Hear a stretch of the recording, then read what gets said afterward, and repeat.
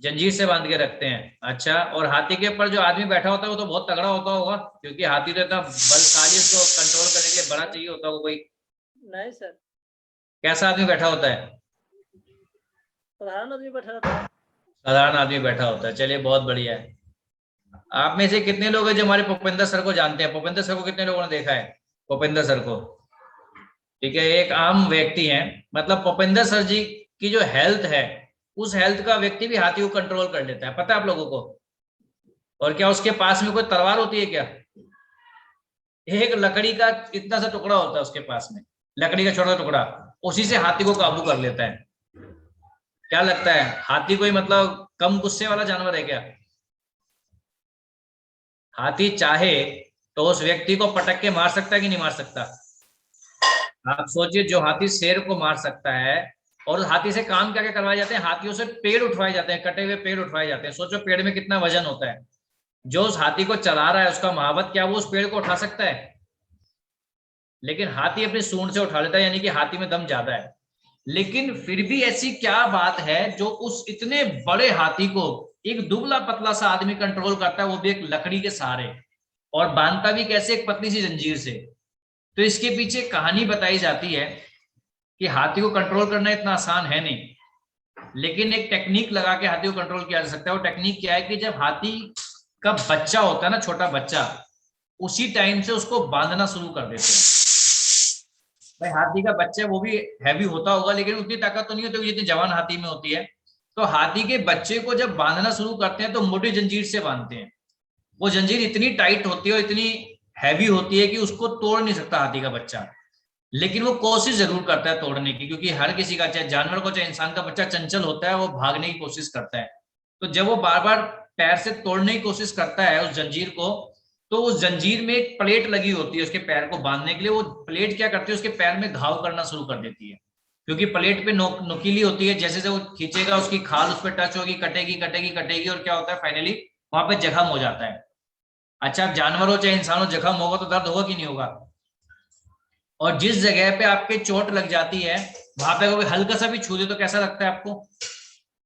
बहुत दर्द होता है, चिल्ला पड़ता है इंसान।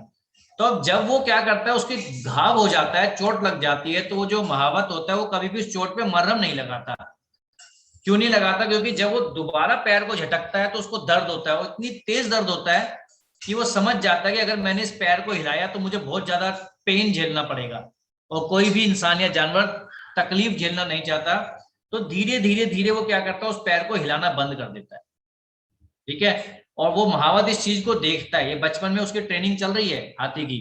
वो महावत उस चीज को देख रहा है। जब वो ये देख लेता है कि अब इसने पैर को हिलाना बंद कर दिया है, तब जाके वो उसके पैर की मरहम पट्टी करना शुरू करते हैं। और चेक करने के लिए वो उसको रस्सी से बांधते हैं। किससे बांधते हैं? रस्सी से बांधते हैं।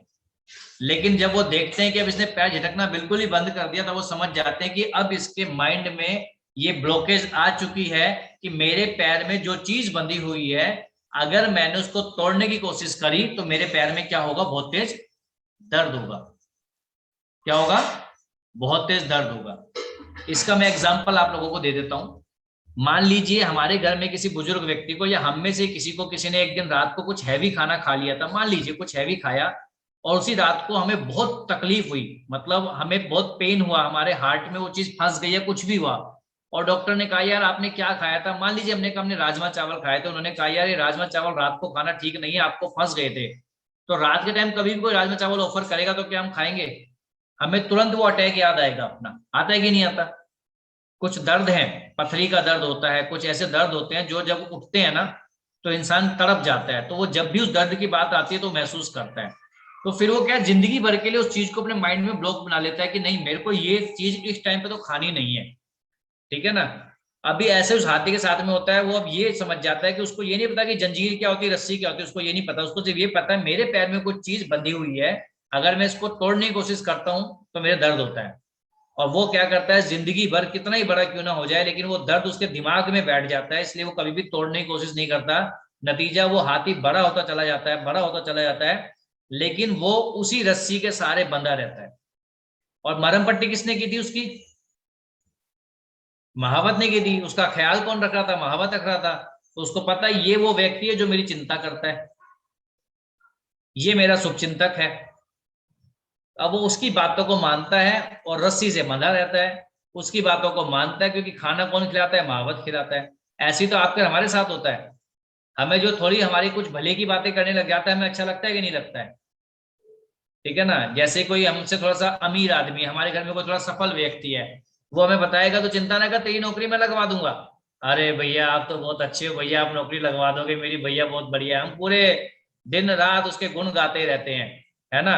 चाहे वो हमारी सफलता से जेलस फील कर रहा हो, वो हमें नहीं दिखती। हमें क्या दिखता है? सिर्फ उसकी अच्छी अच्छी बातें दिखती हैं। तो अभी जो हमारी सोच जो है ना, सोच, इसको ओपन रखना बहुत ज्यादा जरूरी है। ओपन रखने का एक ही तरीका है, हमेशा याद रखना है कि जो बीत गया वो बीत गया। जो पास्ट है, जो भूतकाल है, उसको फ्यूचर में कभी भी अप्लाई करने की कोशिश नहीं करनी चाहिए। यानी लगातार कोशिश करना ये बहुत जरूरी है, क्योंकि हम इंसान की योनि में पैदा हुए हैं। हमारे पास क्या दिया है भगवान ने? दिमाग दिया है सोचने के लिए। एक बढ़िया सा वीडियो भी आप लोगों के बीच में आया होगा, जिसमें बहुत बढ़िया मोटिवेटर बता रहा था कि भारत में भारतीय लोगों की सोचने की जो तरीका है वो बड़ा गलत है। उनके साथ दिक्कत यही है, वो हर चीज की गारंटी चाहते हैं। क्या चाहते हैं? गारंटी। जी ये काम मैं तभी करूंगा, पहले मुझे गारंटी दो, मैं डायमंड बन जाऊंगा ना, तब तो मैं ज्वाइन कर लूंगा। क्या दो मुझे? गारंटी दो कि मैं डायमंड बन जाऊंगा, तब तो मैं ज्वाइन कर लूंगा। मुझे गारंटी दो मेरे पे इतने रुपए का चेक आएगा तो मैं कर लूंगा। यानी लोग एक्सपेरिमेंट करने को तैयार नहीं है। कारण क्या होता है? कभी पहले, कभी 2-4 साल पहले कुछ उन्होंने काम किया होगा, उसमें नुकसान हो गया होगा, बस उसी का रोना रोते रहते हैं, और जिंदगी भर कुछ भी नया करने के लिए वो अपनी हिम्मत नहीं जुटा पाते हैं। यही हाथी के साथ में होता है। अब फैसला आपके हाथ में है, हाथी के जैसा बनना है, यानी अपना साइज, अपनी नॉलेज इतनी ज्यादा होने के बावजूद भी किसी एक के पीछे चलते चले जाना, उसकी बातें मानते जाना है, या अपने आप को एक्सप्लोर करने का, अपने आप को बढ़ाने का एक मौका मिल रहा है तो अपने आप को बढ़ाना है, अपनी सफलता के लिए खुद यहाँ पे मेहनत करने की कोशिश करनी है। ये दोनों चीजें आज आपके हाथ में। करना क्या पड़ेगा इसके लिए? सीधा तरीका है, आपको अपने सोचने का तरीका बदलना पड़ेगा। गारंटी किसी चीज की नहीं होती है, आपको मेहनत करनी होगी, आपको अपनी सोच को बड़ा करना होगा।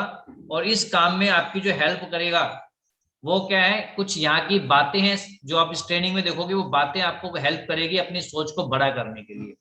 अगर आप उन लोगों की बातें मानोगे जो समाज में आपको मिलते हैं, तो आपको हमेशा परेशानी करेंगे। वो कभी भी आपको अच्छी बातें बताने वाले नहीं है। ये कहानी आप लोगों ने भी सुनी है, एक मियाँ बीवी और एक गधा कहीं जा रहे थे, है ना। तो दोनों मियाँ बीवी गधे के ऊपर बैठ के जाने लगे, क्योंकि भाई गधा तो सवारी करने के लिए होता है। तो 4 लोग मिले समाज के, बोले यार कैसे निर्दयी लोग हैं, एक गधे पे दो दो लदे हुए हैं। तो उनको उनकी बात मान गए। तो पति ने बोला बीवी से, तू उतर जा भाई, मैं चलता हूँ बैठ के। थोड़ा दूर गए, फिर 4 लोग मिले, बोले कितना यार निर्दयी आदमी है, खुद गधे पे बैठ के जा रहा है, बीवी को पैदल चला रहा है। उसको लगा बात तो सही कह रहा है, बीवी को बैठा दिया, खुद उतर गया बेचारा। फिर मिल गए 4 लोग, बोले देख बीवी से डरता होगा कायर, बीवी बैठी हुई है और खुद पैदल पैदल चल रहा है बेवकूफ आदमी। बीवी भी सोच रही है बात तो सही कह रहा है, तो दोनों उतर के पैदल चलने लगते हैं। फिर 4 लोग मिल जाते हैं, कहते हैं यार इनसे बड़ा मूर्ख हमने जिंदगी में देखा नहीं। मतलब सवारी का साधन साथ में चल रहा है, फिर भी दोनों पैदल पैदल चल रहे हैं, इनको गधे से काम लेना भी नहीं आता। यानी अगर समाज की सुनोगे, 4 लोगों की सुनोगे, तो वो कुछ भी काम नहीं करने देंगे। इसलिए हमें क्या है? अपने विवेक का इस्तेमाल करना है, अपनी सोच के हिसाब से काम को करना है। और बड़ा काम करने के लिए सोच को बड़ा करना बहुत ज्यादा जरूरी है, जिसके लिए एक किताब आती है, बड़ी सोच का बड़ा जादू। जितने भी लोगों के पास ये किताब है वो इसको पढ़ चुके हैं, तो इसका असर जानते हैं। और जिन लोगों ने अभी तक ये किताब पढ़ी नहीं है, मैं उनसे रिक्वेस्ट करूंगा कि इस किताब को मंगवाएं, पढ़ें। ये आपकी सोच को बड़ा करने का काम करती है। मंगवा सकते हैं, कोई दिक्कत? और कोई बहुत महंगी किताबें नहीं है, लेकिन इसकी बातें बहुत महंगी हैं। अगर वो बातें हमने जीवन में अप्लाई कर ली तो हम बहुत बड़े बड़े काम कर सकते हैं। आगे हम बात करते हैं कि इस बिजनेस में और क्या बताया जाता है। इस ट्रेनिंग में बताया जाता है कि नकल करो। नकल हम बचपन से करते आ रहे हैं, लेकिन अभी तक हम नकल जिन लोगों की कर रहे थे वैसे बनते चले गए थे। अभी आज आप जो भी हो, अगर आप उससे खुश हो तो बहुत बढ़िया है, वही करते रहो। लेकिन अगर आप उससे खुश नहीं हो, और इसका सबूत क्या है? क्योंकि आज आप इस बिजनेस को ज्वाइन करके बैठे हो, इसका मतलब आप अपने पहले के जीवन से संतुष्ट नहीं हो, तभी तो आप तरक्की करना चाहते हो आगे। तो अगर आपको तरक्की करनी है तो यहाँ पे भी आपको नकल ही करनी है, कुछ नया नहीं करना। लेकिन नकल करनी है कुछ सफल लोगों की। इस बिजनेस में जो लोग ऑलरेडी सफलता ले चुके हैं उनकी नकल करनी है, और वो जो बताते हैं उन बातों को हमको मानना है। क्योंकि बचपन से हम सीखते आ रहे हैं भाई, आगे वाला बच्चा, आगे वाला हमसे जो पीछे बैठता था एग्जाम में, वो जो आंसर लिखता था वही आंसर हम भी लिखते थे। उसका गलत होता था हमारा भी गलत, उसका सही होता था तो हमारा भी सही होता था। तो अक्सर हम नकल किसकी मारते थे? जो क्लास में इंटेलिजेंट होता था। फेलियर की नकल तो कभी नहीं करी ना हमने, ठीक है। हम हमेशा पास होने वाले बच्चे की नकल करते थे। तो यहाँ पे भी हमें क्या करना है, जो लोग इस बिजनेस को करके छोड़ चुके हैं, बड़े चोड़ों के कहते हैं मैंने बिजनेस 10-10 बार करके छोड़ दिया है, जो लोग इस बिजनेस में कुछ नहीं कर पाए हैं, जो लोग रोना रोते रहते हैं कि यार ये बिजनेस मेरे से नहीं होगा, ऐसे लोगों को फॉलो करना चाहिए। या जो इस बिजनेस में लाखों रुपए कमा रहे हैं, एक अच्छे लीडर बन चुके हैं, यहाँ पे एक अपना मुकाम हासिल कर चुके हैं, उन लोगों की नकल करनी चाहिए। ये फैसला आपको करना है। फेलियर की नकल करेंगे, फेलियर बनेंगे। सक्सेसफुल की नकल करेंगे, सक्सेसफुल बनेंगे। यहाँ पे दोनों एग्जाम्पल आपके सामने हैं। तो हमें, मेरे को लगता है समझदारी इसी में है कि सफल व्यक्ति की नकल करनी चाहिए। और बहुत सारे सफल लोग आपको दिखेंगे इस बिजनेस में जो आपके सीनियर हैं, जो आज यहाँ से लाखों रुपए हफ्ता कमा रहे हैं, है ना, एक बहुत बढ़िया व्यक्ति बन चुके हैं, उनकी नकल करनी है हमको। डायरेक्ट दिल से करता सम्मान है, पैसा कमाने का एक बढ़िया प्लान है, पैसा कमाने का एक बढ़िया प्लान है।